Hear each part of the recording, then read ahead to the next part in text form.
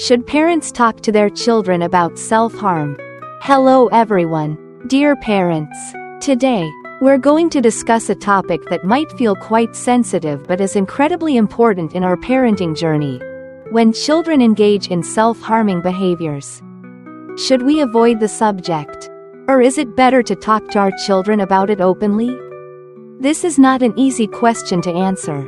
But it's essential if we want to support and accompany our children in the best possible way. How can we talk to children about self-harm? Helping your child through a difficult time. Before diving into the details, let's go over the key points we need to keep in mind for this conversation. First, self-harm is often a way for children to cope with negative emotions or pressures that feel overwhelming. It's not necessarily a desire to end their life, but rather a method to release emotional pain. Second, what's crucial is helping children learn healthier ways to cope instead of hurting themselves. And finally, when parents are open to discussing this topic, it can make a big difference. Not only does it help eliminate harmful misconceptions, but it also shows your child that, no matter what happens, they can trust and talk to you. At the same time, we need to equip ourselves with knowledge to recognize warning signs so we can intervene in time. Let's now explore each aspect more deeply.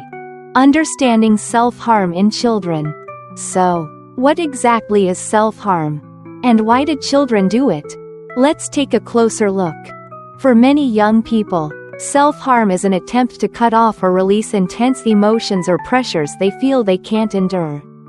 Imagine being overwhelmed by sadness, anger, or helplessness and not knowing how to let it out. Some children turn to self-inflicted pain as a temporary outlet. Sadly, in most cases, these children haven't learned or found healthier, more effective coping strategies, so self-harm becomes a kind of emotional release, despite the physical pain and subsequent feelings of guilt and shame. As clinical psychologist Leslie Cree Kammerer explains, this behavior can serve many different purposes. The most common is stress relief, calming the emotional turmoil inside. But in some cases, it stems from the opposite reason. Some children hurt themselves just to feel something. When emotions go numb and everything feels empty, physical pain, even though it's negative, makes them feel alive, rather than trapped in frightening emotional numbness. It's like saying, it's better to feel pain than to feel nothing at all. Some youth also use self-harm as a way to feel in control of their lives, especially when they feel powerless in their external circumstances. Triggers for this behavior can vary widely, from academic pressure, family conflicts, and caring for an ill relative, to painful experiences like bullying, abuse, or simply being influenced by peers who also self-harm. One important point for parents to remember: self-harm is not a mental illness in itself. It's an unhealthy coping behavior that arises from a lack of emotional regulation and problem-solving skills. Think of it as a silent cry for help, a way children express deep inner pain and signal that they need guidance in learning better ways to cope. According to Dr. Dean Islinia, an expert in psychology, non-suicidal self-injury, NSSI, is more common than many parents might think. Studies show that up to 20% of adolescents have engaged in self-harming behaviors. While it often begins around ages 13 to 14, the risk is even higher once children are old enough to access or purchase sharp objects on their own. Therapist Lori Singer sadly notes that many children self-harm for years without their parents ever knowing. This highlights the importance of awareness, attentiveness, and open communication within families. Should parents talk to their children about self-harm? A common worry among parents is whether bringing up self-harm might inadvertently put the idea into their child's head.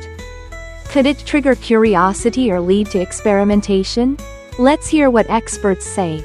The truth is, even if parents try to avoid the topic, children may still hear about self-harm through other sources, school, friends, and especially social media. where information spreads rapidly and isn't always accurate.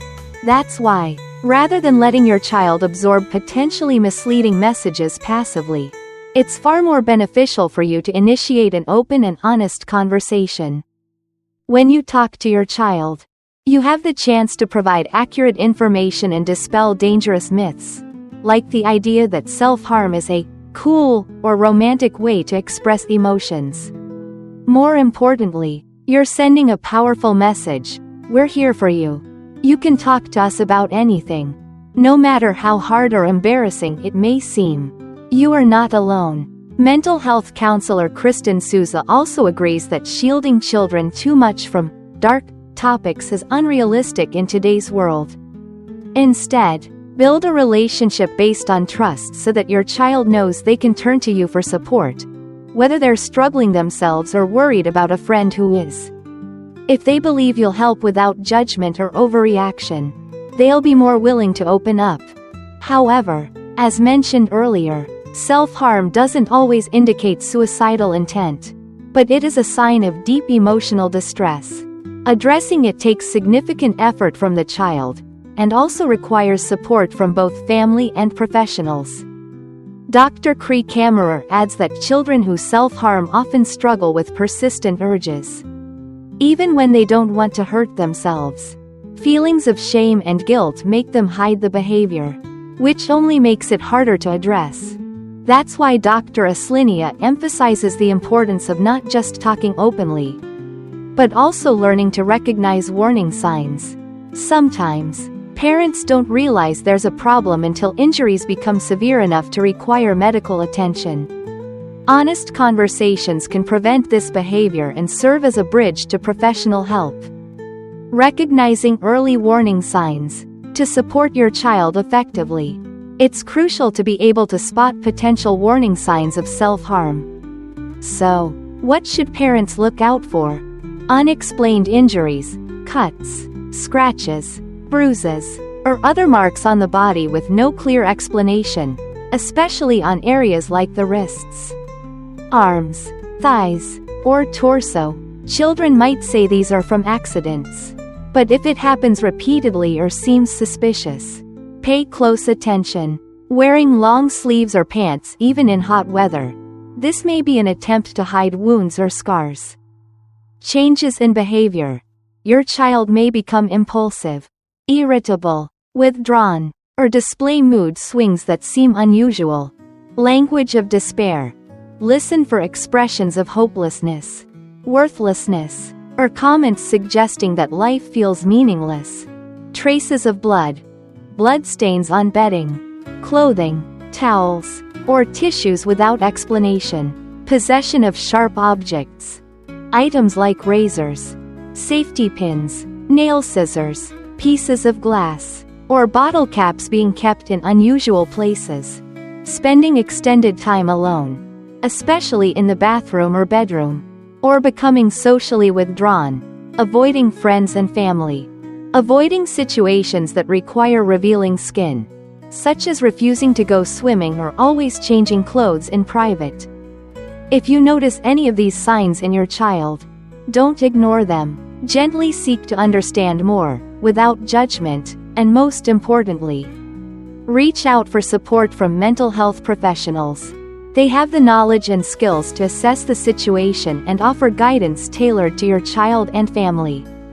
Dear parents, raising a child is never easy, especially when it comes to sensitive issues like self-harm. But remember, understanding, patience, and honest, heartfelt conversations are the keys to connecting with your child and helping them through difficult times. Don't hesitate to seek help from professionals when needed. You're not alone on this journey. Thank you for listening.